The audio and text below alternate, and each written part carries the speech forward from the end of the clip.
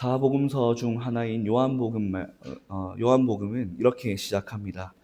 태초에 말씀이 계시니라. 이 말씀이 하나님과 함께 계셨으니 이 말씀은 곧 하나님이시라. 그가 태초에 하나님과 함께 계셨고 만물이 그로 말미암아 지은 바 되었으니 지은 것이 하나도 그가 없이는 된 것이 없느니라. 그 안에 생명이 있었으니 이 생명은 사람들의 빛이라. 아멘. 이처럼 빛이신 예수님은 빛된 사명을 우리에게 위임해 주셨습니다. 우리는 달빛 같은 존재입니다. 태양은 스스로 빛을 만들어내지만 달은 태양빛을 받아서 비추어 줍니다. 우리는 태양같이 스스로 빛을 만들어낼 수 있는 존재가 아니기 때문에 달처럼 예수님의 빛을 받아서 세상에 비추는 달빛 같은 존재라는 것입니다. 달이 온전히 태양을 마주보고 있을 때에는 보름달이 되어서 밝게 비추지만 태양만 바라보지 않고 다른 것도 함께 바라보고 있으면 지구를 비추는 달빛은 때로는 반달, 때로는 초승달처럼 그 빛이 줄어들게 됩니다. 때문에 우리가 세상에 빛을 비추는 삶을 살아가기 위해서는 온전히 하나님만 바라보며 예수님의 빛이 우리 안에 충만해져야 합니다. 그럴 때 우리도 보름달처럼 환하게 세상을 비출 수 있습니다.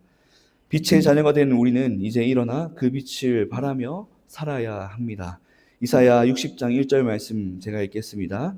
일어나라 빛을 발하라 이는 내 빛이 이르렀고 여호와의 영광이 내 위에 임하였음이니라. 아멘. 어둠으로 가득한 이 세상을 밝게 따뜻하게 또 아름답게 비추며 우리가 있는 곳을 작은 천국으로 만들어가는, 그리하여 하나님께 영광 돌리며 살아가는 저와 여러분들 될 수 있기를 간절히 바랍니다. 백인과 동등한 권리를 요구하던 흑인 운동인 공민권 운동 당시 두 명의 흑인 가정부 이야기를 다룬 영화 헬프라는 영화에는 인상적인 장면이 나옵니다. 흑인 가정부이자 유모인 주인공 에이블리는 자신이 매일 돌보는 아이들에게 이렇게 말합니다. 넌 친절해, 넌 똑똑해, 넌 중요한 사람이야. 영화에서 엄마는 시종일관 아이를 방치하지만 그럼에도 불구하고 아이는 매일 자신의 삶을 형성해 가는 말을 듣습니다. 넌 친절해, 넌 똑똑해, 넌 중요한 사람이야. 산상수훈을 시작하시며 예수님은 제자들에게 정체성에 대해 힘주어 말씀하십니다. 강대한 로마 제국의 그림자 아래 살고 있는 이 적은 무리의 제자들에게 예수님은 이 세상에서 그들의 위대한 목적을 말씀해 주시며 상기시켜 주십니다. 예수님은 그들의 눈을 바라보며 말씀하셨습니다. 너희는 소금이다, 빛이다, 너희는 중요하다.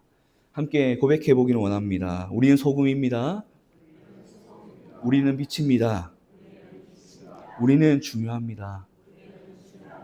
나는 소금입니다. 나는 빛입니다. 나는 중요합니다. 에베소서 5장 8절에서 9절 말씀 제가 읽겠습니다. 너희가 전에는 어둠이더니 이제는 주 안에서 빛이라.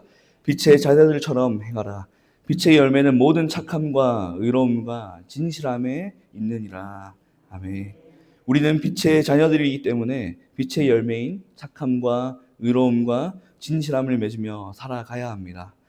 우리들이 이렇게 살아가도록 예수님은 오늘 우리의 본문이 포함된 5장 산상수훈 말씀으로 천국 백성이 이 땅에서 실천해야 할 삶의 원리를 가르쳐 주십니다. 먼저 빛의 열매인 착함과 의로움과 진실함에 대한 내용이라고 할 수 있는 팔복으로 우리가 빛과 소금으로 세상과 구별된 삶을 살아가도록 말씀하여 주십니다. 세상은 성공과 힘을 복이라 하지만 주님은 전혀 다른 복을 선포하십니다.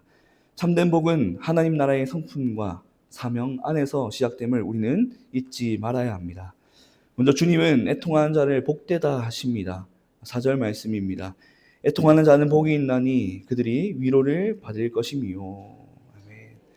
죄와 세상의 부패를 슬퍼하며 하나님의 뜻을 구하는 마음, 그 애통이 하늘의 위로를 부른다는 것을 우리는 기억해야 합니다.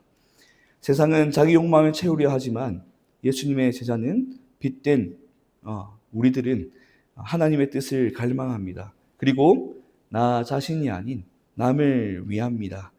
세상을 향해 애통하는 마음을 품고 빛의 자녀들처럼 살아가는 저와 여러분 될 수 있기를 간절히 바랍니다.